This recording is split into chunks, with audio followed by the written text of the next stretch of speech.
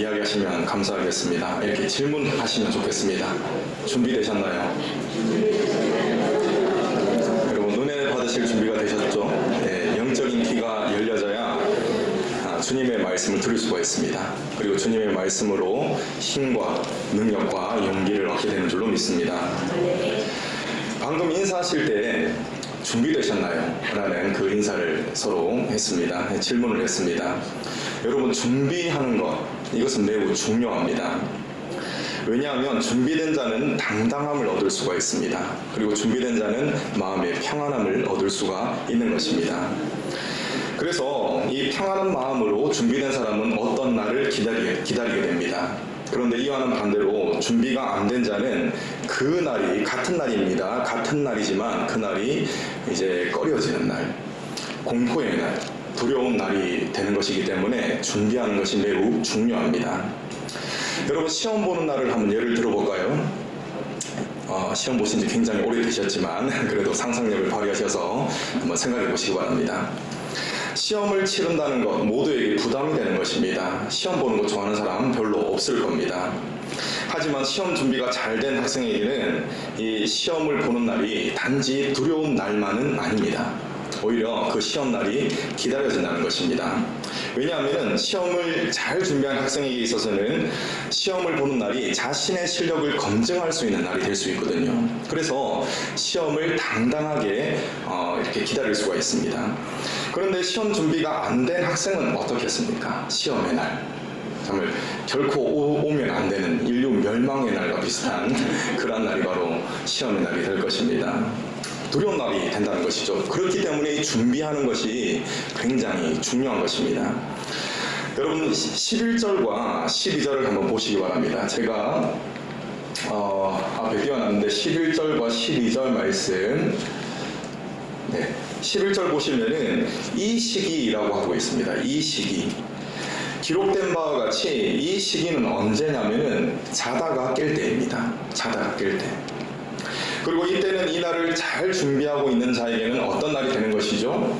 이제 우리의 구원이 처음 믿을 때보다 가까웠다 라고 있습니다. 그러니까 이때는 잘 준비된 자에게는 이때가 구원의 날이 된다는 것입니다. 자, 그런데 여러분, 이 날을 준비하지 않는 자, 그러한 자에게는 이 날이 어떤 날이 되겠습니까? 심판의 날이 된다는 것입니다. 여러분, 12절을 보시기 바랍니다. 12절을 보시면은 이 날이 등장하는데 이 날은 어떤 날이냐면은 낮이 가까웠으니 라고 하고 있습니다. 즉, 이 날은 온 세상의 빛이 되시는 예수 그리스도께서 다시 오시는 그리스도의 날입니다. 어떤 날이라고요? 그리스도의 날입니다. 그리스도의 날. 바울은 이러한 그리스도의 날이 점점 다가오고 있다라는 것을 힘있게 선포하고 있는 것입니다. 이처럼 그리스도의 날이 점점 다가오고 있는 이때에 우리들은 어떠한 삶을 살아야 되겠습니까? 바울은 그리스도의 날이 다가오는 마지막 때에 믿는 자가 해야 할 바, 그것을 아주 강력하게 이야기하고 있습니다.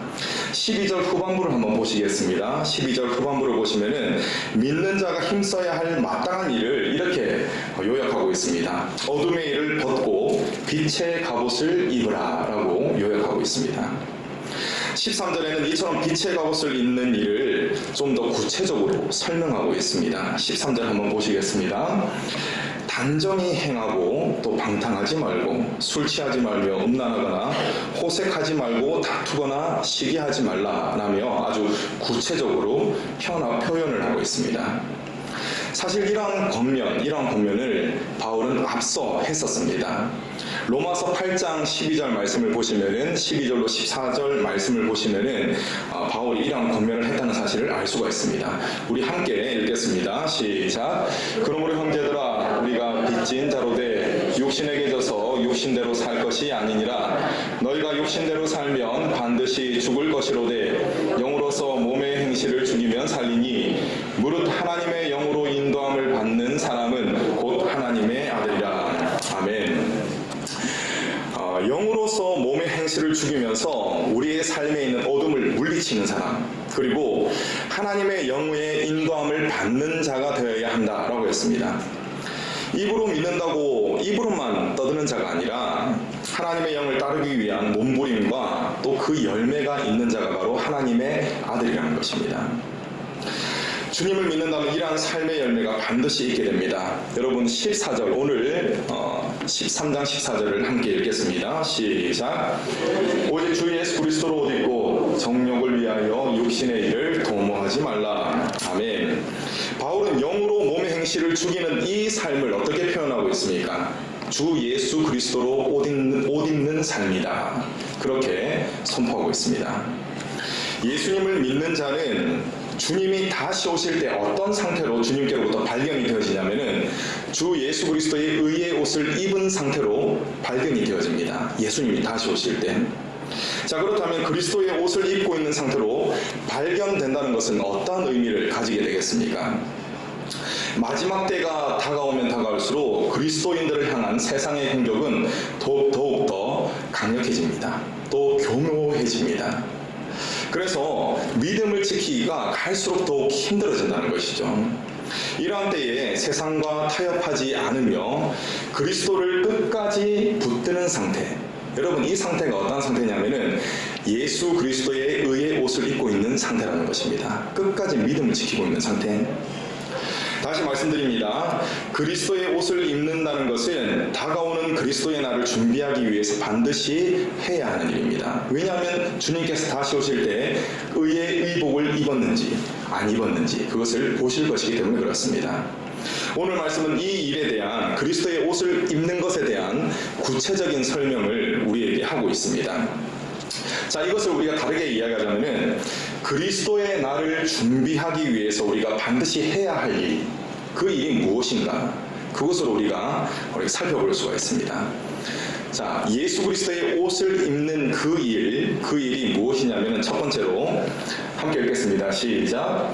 법과 질서를 지키며 의무를 다하라. 아주 당연한 이야기지만 이런 권면을 하고 있습니다. 1절부터 7절까지가 이에 대한 설명입니다. 모든 권세는 누가 세우신 것이죠? 하나님이 세우신 것입니다. 사람이 투표를 해서 선출을 하는 것 같지만 그것을 섭리하시는 분은 하나님이시라는 것입니다. 자, 모든 권세는 하나님이 세우신 것입니다. 그렇기 때문에 기본적으로 그 권세에 복종하는 것에 힘쓰라라는 것입니다. 하나님께서는 이러한 국가적인 권세를 심판의 대리자로 세우셨습니다. 우리 4절 말씀 함께 읽겠습니다. 시작. 그는 하나님의 사역자가 되어 내게 선을 베푸는 자리라. 아멘. 여기까지 읽으시겠습니다. 아주 거창한 표현이 나오죠. 사도 바울은 지금 어떻게 이야기하자면 국가적인 권세를 가진 사람이 바로 하나님의 사역자라고 이야기하고 있습니다. 하나님의 일꾼이다 라고 지금 말하고 있는 것입니다. 이 권세로 인해서 어떻게 됩니까? 국가의 질서가 잡히게 되고 또 국가의 이제 치안이 유지가 됩니다. 또 살아갈 만한 사회가 되는 것입니다. 그렇기 때문에 권세에 복종해야 하는 것이고 권세에 복종한다는 것은 다시 말씀드리지만 국가가 세운 기본적인 법과 또 질서를 지키는 것이다 라고 말할 수가 있는 것입니다. 만약 국가가 하나님을 부인하도록 만드는 반성경적인 움직임을 보이며 또 신앙생활을 못하도록 막 이끌어간다면 거기에는 반박하는 목소리를 내야 됩니다. 그리고 그에 상응하는 대응을 해야 하겠지만 기본적으로는 어떻게 해야 된다고요? 법과 질서를 꼭 지켜야 한다라는 것입니다. 자, 6절과 7절 말씀은 국민의 의무에 대해서 이야기하고 있습니다. 우리 7절 말씀만 함께 읽겠습니다. 시작. 모든 자에게 줄 것을 주되 조세를 받을 자에게 조세를 바치고 관세를 받을 자에게 관세를 바치고 두려워할 자를 두려워하며 존경할 자를 존경하라. 아멘. 국민으로서 마땅히 내야 할 세금, 그 세금을 내는 것, 바울은 이것을 콕 집어서 이야기하고 있습니다. 이렇게 조세 관세를 바치며 두려워할 자를 두려워하고 또 존경할 자를 존경하는 것, 이것을 바로 의무를 다하는 것이다 라고 표현하고 있습니다. 자, 이렇게 국가에 대한 의무를 다하는 것이 바로 어떠한 자의 삶의 자세냐면은 오늘 새벽에 말씀을 드렸지만 하나님을 경외하는 자의 삶이라는 것입니다. 어떠한 자가요? 법과 질서를 지키고 의무를 다하는 자, 그 사람이 바로 하나님을 경외하는 사람이다라는 것입니다. 또 그 사람이 어떤 사람입니까? 다가오는 그리스도의 날을 준비하는 사람이다라는 것입니다. 여러분, 우리나라의 그 역사를 한번 살펴본다 하더라도 믿는 자들이 나라를 사랑했다라는 사실을 살펴볼 수가 있습니다.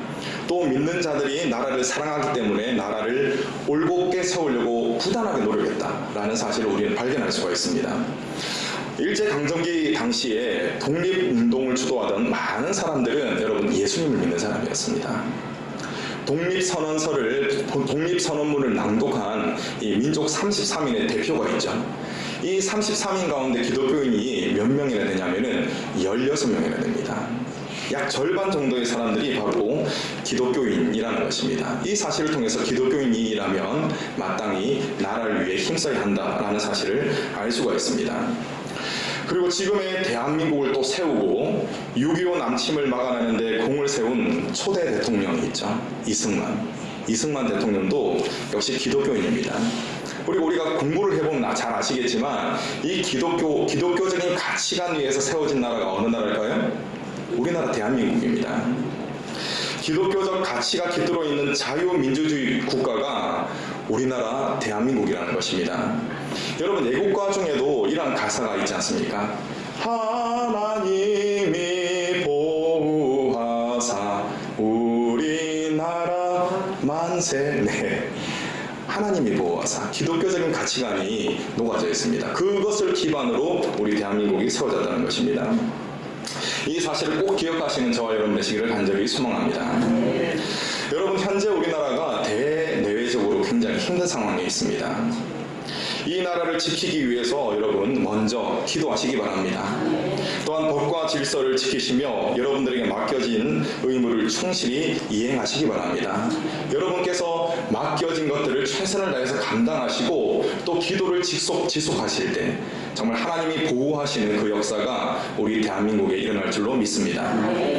자, 첫 번째는 자신에게 법과 질서를 지키고 자신에게 주어진 법과 질서를 지키고 맡겨진 의무를 최선을 다해서 하라라는 것이 바로 그리스도의 날을 준비하는 사람의 자세다라고 했습니다. 자, 두 번째는 이겁니다. 같이 읽겠습니다. 시작. 형제를 사랑하라. 아멘. 여러분, 8절부터 10절까지가 형제 사랑, 이웃 사랑에 대한 말씀입니다. 여러분, 사실 빚을 진다는 것, 여러분과 빚을 지고 계신 분 계십니까? 네, 저밖에 없나요? 네, 죄송합니다. 농담을 해서. 빚을 진다는 것은 탐탁지 않은 일입니다. 그런데 8절 말씀을 보시기 바랍니다. 8절 읽겠습니다. 시작. 피차 사랑의 빚 외에는 아무에게든지 아무 빚도 지지 말라. 남을 사랑하는 자는 율법을 다 이루었느니라. 아멘. 여러분, 바울 역시 어떻게 이야기하고 있습니까? 바울 역시 빚을 지지 마라 라고 하고 있습니다. 그런데 한 가지 예외를 두죠. 사랑의 빚은 져라, 이렇게 이야기하고 있습니다. 자, 이제 사랑의 빚을 진다는 것이 무엇을 의미하는가, 그것을 우리가 살펴보겠습니다. 사실 이 사랑의 빚은 모든 사람들이 다 지고 있는 것입니다. 본인이 깨닫든지 깨닫지 못하든지 상관없이 모든 사람들은 이 빚을 다 지고 있는 것입니다. 여러분, 이 빚이 무엇이겠습니까? 이 빚. 이 빚은 바로 예수 그리스도의 생명이라는 빚인 것입니다. 빚은 여러분 반드시 갚아야 하는 것입니다. 또 모든 사람들은 갚아야 할 치명적인 빚이 있었습니다. 자, 로마서 6장 23절 말씀에 죄의 싹은 사망이다 라고 했습니다. 그렇기 때문에 모든 사람은 죄인이죠. 그래서 죄의 싹인 사망을 당할 수밖에 없었습니다. 이 사망을 피할 수가 없었어요. 이 사망은 하나님의 사랑과 영원히 분리되어 끊임없이 고통당하는 이 지옥의 형벌을 의미하는 것입니다. 모든 사람들이 죄인인지라 지옥에 들어가 영원히 고통당할 수밖에 없는 것이 정해진 것이었습니다. 영원한 사망에 자신의 생명을 내놓아야 할 그러한 판이었습니다. 그러나 하나님께서는 이러한 지옥의 사슬을 끊어버리셨습니다. 예수 그리스도를 통해서 끊어버리셨다는 것입니다. 독생자 예수 그리스도를 이 땅에 보내셔서 그에게 십자가를 지우시고는 아무런 죄가 없으신 그분을 십자가에 매다셨습니다. 그리고 예수님에게 죄를 물으셨습니다. 이 죄에 대한 모든 책임을 예수님께 물으셨습니다. 하나님은 십자가 위에 매달리신 예수님을 외면하셨습니다. 그리고 인류 전체에게 가해질 모든 이 진노를 십자가에 달리신 예수님께 쏟아부으셨습니다. 하나님은 십자가 위에 매달리신 예수님을 버리셨습니다. 그렇기 때문에 모든 것을 묵묵히 참아 오셨던 예수님께서 십자가 위에서 이런 외침을 외칠 수밖에 없었습니다. 엘리 엘리 라마 사박다니. 저는 이 외침을 도무지 이해할 수가 없었습니다. 성경을 정말 수없이 봤는데 예수님께서 왜 지금까지 잠잠한 양같이 참으셨는데 왜 하필 이 순간에 엘리 엘리 라마 사박다니, 나의 하나님 어찌하여 나를 버리셨습니까? 왜 그런 외침을 외치셨을까? 저는 도무지 이해가 되지 않았습니다. 그런데 제가 하나님의 은혜로 이것이 이해되는 그러한 때가 있었습니다. 깨닫고 보니까 예수님은 하나님으로부터 철저히 버림을 받으셨다는 것입니다. 여러분, 가장 비참한 것이 무엇인지 아십니까? 누가 괴롭히는 건요? 차라리 괴롭히는 것은 좋습니다. 차라리 나아요. 어떤 것이 가장 비참하냐면 버림받는 것입니다. 아예 외면당하고 그냥 관심 밖에 사라지는 것, 그것이 정말 비참한 것입니다. 하나님께서는 말로 형용할 수 없는 큰 고통을 느끼시면서 예수님을 끝까지 외면하셨습니다. 십자가 위에서. 그리고 그에게 진노의 잔을 마시게, 끝까지 한 방울도 남김없이 다 마시게 하셨다는 것입니다. 여러분, 왜 이렇게 하셨겠습니까? 하나님께서 왜 이렇게 예수님께 혹독하게 대하셨을까요? 그것은 바로 우리를 사랑하시기 때문에 그렇습니다. 우리를 너무나 사랑하셔서 우리의 죄를 사하시기 위해서 그러신 것입니다. 이 십자가 외에는 다른 방법이 없기 때문에, 도무지 없기 때문에 하나님께서는 마음이 천갈래 만갈래로 찢어지시면서 그 십자가 위에 예수님을 내모셨던 것입니다. 여러분, 무엇 때문에 그렇습니까? 무엇 때문에 하나님이 예수님 십자가 위로 내모셨습니까? 사랑 때문에 그렇습니다. 다른 이유가 하나도 없습니다. 사랑 때문에요. 우리를 너무나 사랑하시기 때문에 예수님의 생명을 저와 여러분에게 내어주신 것입니다. 그렇기 때문에 예수님의 생명의 빚을 사랑의 빚이다, 이렇게 말할 수가 있습니다. 우리 모두는 사랑의 빚을 지고 있습니다. 여러분, 우리가 진 사랑의 빚은 이뿐만이 아닙니다. 하나님은 하나님의 권능으로 예수님을 다시 살리셨습니다. 그리고 예수님은 하나님의 우편에 앉아 계시고, 그리고 예수님께서는 모든 것을 다스리시는 온 우주의 왕이 되셨습니다. 그리고 그리스도는 성령님을 우리에게 보내심으로써 믿는 자들을 끝까지 천국으로 이끌어 가시는 줄로 믿으시기 바랍니다. 여러분, 삼위일체이신 하나님이 성부, 성자, 성령 이 세 위격의 아주 절묘한 협력으로 말미암아 지금 무엇을 하고 계시는 것입니까? 구원의 사역을 하고 계시는 것입니다. 아주 절묘한 사역을 하고 계십니다. 여러분, 이 놀랍고도 아름다운 협력이 무엇 때문에 이루어지는 것입니까? 바로 사랑입니다. 사랑 때문에 하나님께서는 지금도 구원을 위해서 성령님을 보내주시고 우리를 끝까지 이끌어 가시는 것입니다. 사랑 때문입니다.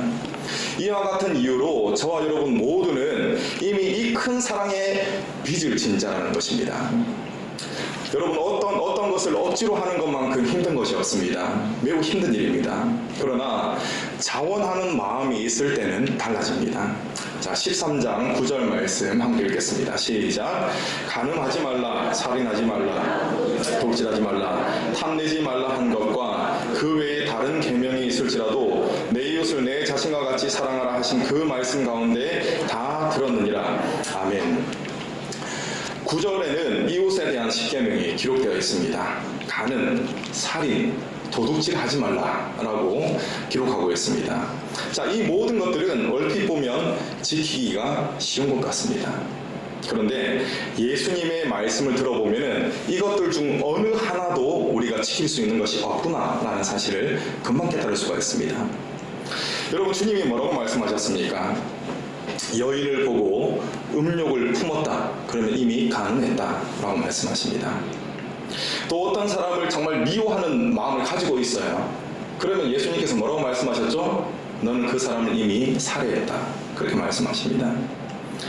또 어떤 것을 탐내는 것만으로도 예수님께서 뭐라고 말씀하실 줄 아십니까? 너는 이미 도적질했다, 그렇게 말씀하시는 것입니다. 자, 예수님께서 말씀하신 기준에 의하면 우리 모두는 간음자요, 살인자요, 또 도둑질한 자가 되고 마는 것입니다. 이처럼 우리는 본디 이 말씀, 이 명령을 지킬 수 없는 사람들이었습니다. 그러나 우리가 이 말씀을 지킬 수 있는 때가 있습니다. 그것도 자원하는 마음으로 지킬 수 있는 때가 있다는 것입니다. 그때는 바로 예수 그리스도를 믿고 예수 그리스도를 통해서 하나님의 사랑을 깨닫게 되는 때입니다. 그때는 우리는 이 명령을 능히 지킬 수가 있다는 것입니다.